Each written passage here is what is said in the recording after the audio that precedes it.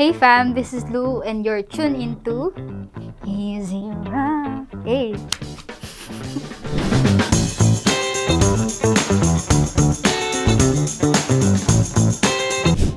If you could send a message to the person who inspired lasing na sa'yo, would you and what would you say? Joke. Bro, marami akong gusto sabihin pero inappropriate eh. Pero, yeah. Bahala ka sa buhay mo. Yun lang gusto kong sabihin. Bahala ka sa buhay mo. Ang hirap yung first napaisip ako dun. Sige, what's something that instantly gives you the ick? Siguro yung mga mahahangin. Yan, mga mayabang na tao. Kala nilang sino sila. Wala akong kaaway.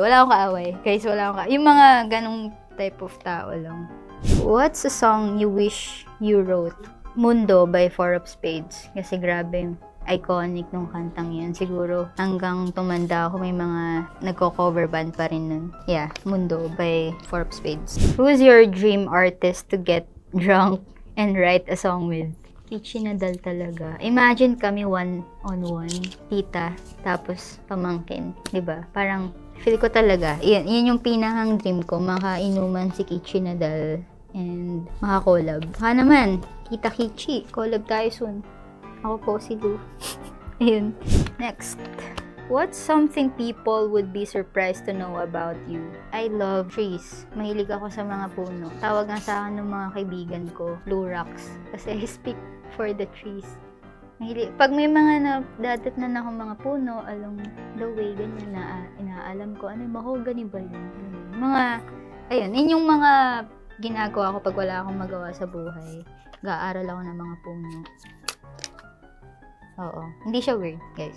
If lasing na sa'yo were a drink, what would it be? Beer.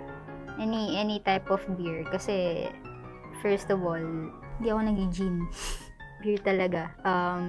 And, yun yung ininom ko nung mga panahong lasing ako, tapos sinusulat ko yung song na yun. So, yun na yung naging symbol ng song. So, beer.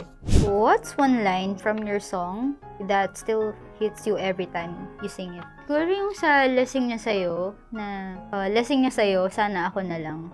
Yung line na yun, parang every time I perform it live, parang naalala ko yung taong pinagsulatan ko nung song na yun. Tapos, yearner song. So, sana ako na lang ulit.